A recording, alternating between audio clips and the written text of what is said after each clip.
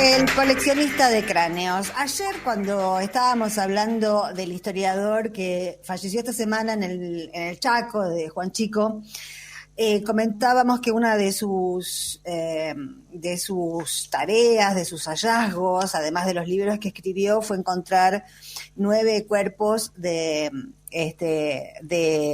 Quoms que habían sido trasladados al Museo de Ciencias Naturales de La Plata. Y yo mencioné que también en ese lugar había habido durante mucho tiempo restos de caciques y de rehenes de la llamada campaña del desierto, ¿no? Del desierto que no estaba desierto.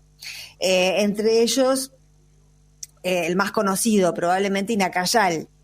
Inacayal había sido muy poderoso en su momento en la toldería en su toldería de la Patagonia Norte, hasta que en 1879 por ahí pasó el Perito Moreno, que iba hacia uno de sus viajes, creo que era el segundo, hacia el Nahuel Huapi, y Inacayal lo hospedó. Es decir, hubo un acercamiento, un primer acercamiento entre los pueblos originarios, entre los jefes de los pueblos originarios, tanto los del norte como los del sur, que hubiese permitido que este país tomara otro rumbo, que la nacionalidad argentina surgiera no de masacres, como de hecho lo hizo, sino de una integración que incluyera, porque los indios no eran bobos, sabían que era una batalla que no la iban a poder ganar, entonces lo que pedían era que se respetaran sus territorios, que los dejaran vivir con sus costumbres. Imperialismos y colonialismos hubo siempre, pero hubo diferentes modalidades de conquistar y de colonizar. Hubo algunos que incluían a los pueblos que conquistaban y otros que los masacraban. Inacayal era, cuando Roca emprende la campaña del desierto, la llamada campaña del desierto, uno de los comandantes, junto con Foyel, de Sayhueque, que es el jefe de los mapuches, el señor de las manzanas, le decían. Ahora, cuando pierden la última batalla, tanto Sayhueque como Foyel se reconocen argentinos para preservar sus vidas. Esa era la condición. Se estaba fundando una nacionalidad y se fundó de esa manera. Nosotros tenemos ese pecado original en el nacimiento de la argentinidad. Bueno, Inacayal no se reconoció argentino y gracias a los favores que le había hecho al Perito Moreno, se le perdona la vida y va a parar al Museo de Ciencias Naturales de La Plata, donde, como relatábamos ayer, después se termina suicidando porque lo exponen a un sufrimiento atroz, a un tormento atroz, que es después de varios años de vivir en el sótano, de darles una sopa mugrienta para toda la familia, de exponerlos al público, a él y a toda su familia, para que sean vistos como fenómenos humanos. Esto pasó acá en Buenos Aires y también hubo muchos que fueron para Europa para ser observados como bestias. Y bueno, se termina suicidando. Y la verdad que a mí me pasó algo, hoy que hablamos con Milagro, la verdad que yo retomé, o mejor dicho, empecé a leer sobre estos temas porque en el 2016 estaba en La Plata, estaba por dar una charla sobre Milagro. Ese año di muchas charlas sobre Milagro después que la detuvieron, y llegué temprano. Entonces me fui a comer al Museo de Ciencias Naturales, que está al lado del planetario. Y entonces estaba comiendo ahí en la cantina del museo, y había un grupo de gente que me miraba. Yo en ese momento estaba laburando en la tele, o sea que me conocían.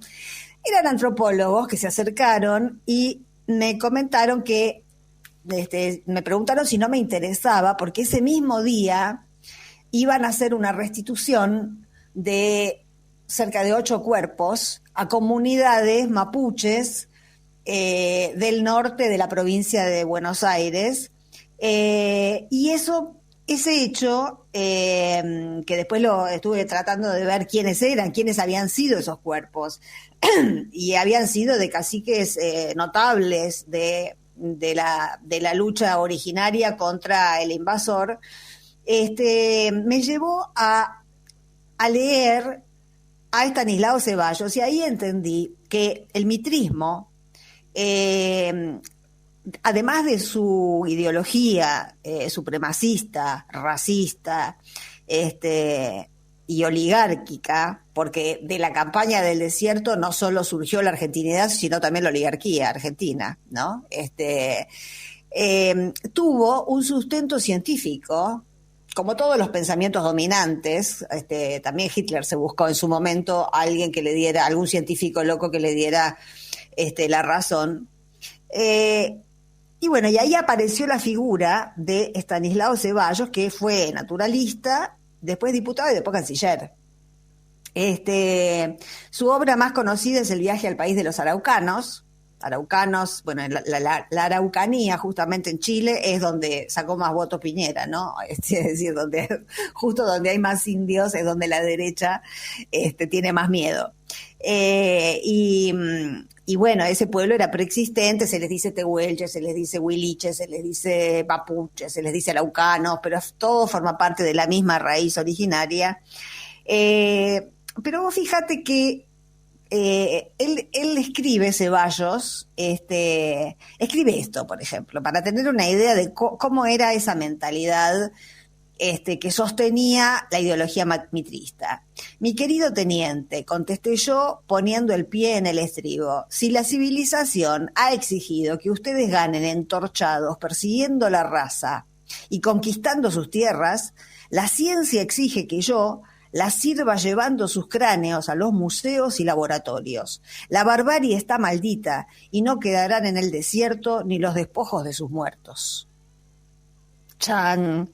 Era Estanislao Ceballos, que, bueno, viajó junto con los soldados, porque ellos estaban convencidos bueno, ahí aparece una idea de patria, que es una idea muy sucia de patria. Nosotros cuando decimos patria parece que estamos hablando de algo unívoco, y no, cuando decimos patria, un sector piensa en una cosa y otro sector de este país piensa en otra cosa, como Güemes y San Martín tenían una idea de los indios, y hubo otros próceres que tenían, Mitre, por ejemplo, que tenían una idea completamente opuesta. La grieta ya venía de entonces, ¿no?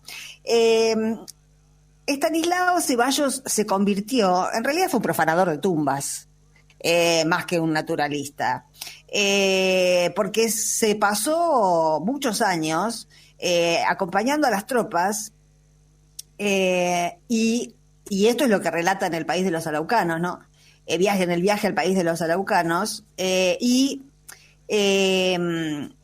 acompañaba a las tropas y después tenía la horrorosa tarea de volver al campo de batalla, después de los triunfos que tenían, y recorrer los campos de batalla con los cuerpos caídos, y recoger cráneos para estudiarlos, y después, por ejemplo, en 1891 le dona,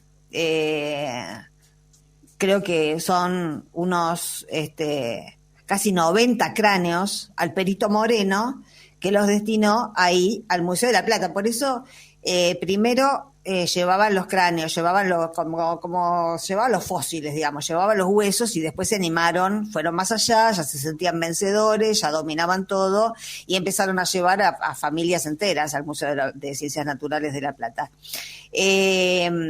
Había algo que en realidad cuando uno lo lee se da cuenta de que estaban un poco locos, y además eran ignorantes, ¿no? Estos tipos, porque, por ejemplo, Ceballos estaba convencido de que si los mapuches, él les decía araucanos, no dejaban señales sobre las tumbas, estos comillas, como se remonta a los primeros de la humanidad, o sea, él estaba convencido de que todos los seres humanos, desde el principio de los tiempos, tenían que dejar señales en las tumbas para convertirse en humanos, y si no dejaban señales arriba de las tumbas, eran bestias, o sea, la hacía muy corta. Entonces observa que dice, enterrado el cadáver, los araucanos matan al mejor caballo y dejan su osamenta sobre la sepultura. Creyentes en una vida más allá de la terrenal, el caballo sigue al amo para servirle en ella, y los blancos huesos de las bestias son, pues, la única lápida. O sea, estaba leyendo mal la realidad, ¿no? Esa era la lápida de los araucanos y de los mapuches, nada menos que es de una belleza y de una metáfora del vínculo de ellos con los caballos. Eran los huesos de sus caballos los que eran las señales de sus tumbas. No solo el caballo acompañaba al muerto, también sus joyas de plata, que era en realidad lo que buscaban todos los soldados que participaron de esa campaña. Cavaban en la arena para darle el gusto a Ceballos, buscando los cráneos, pero en realidad todos eran buscadores de las joyas, de la plata mapuche. Y uno de esos, ya dejando a Inacayal, uno de esos loncos cuyos restos fueron restituidos ese día en el Museo de Ciencias Naturales, era el general, le decían, el lonco del general, que era de los toldos, de por ahí. Y sobre él, Ceballos narra que fue tras su cadáver unos 6 meses después de la batalla en la que lo habían matado. Y dice textual, este cacique, el más valiente de los caudillos araucanos del este,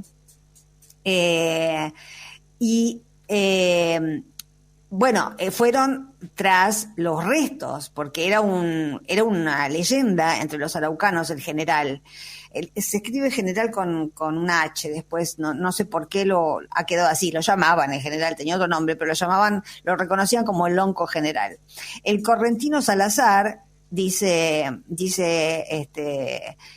Ceballos, relatando cómo encontraron los restos, el correntino Salazar tomó parte de aquel combate y había derribado al cacique general, comandante de los indígenas en la acción. Recordaba que el indio había caído cerca de las barrancas del río, de suerte que era imposible no encontrarlo, interesándome vivamente, como sucedía, por su cráneo.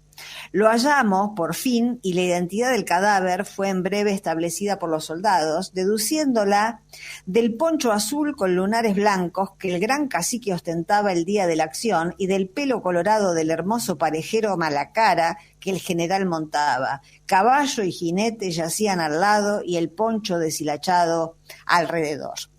Bueno, esta es una de las historias de esa aberración con la que convivimos mucho tiempo, que fue tener en un museo restos de indígenas de todas las latitudes de este país. Y yo creo que fue, nosotros ahora nos asombramos del negacionismo, pero convivimos con el negacionismo desde aquella época, negándole la humanidad a esa gente que solo era diferente, que tenía costumbres diferentes, que tenía que vivía en un cosmos, tenía una cosmología diferente, y lo más impresionante es que recién en 2006,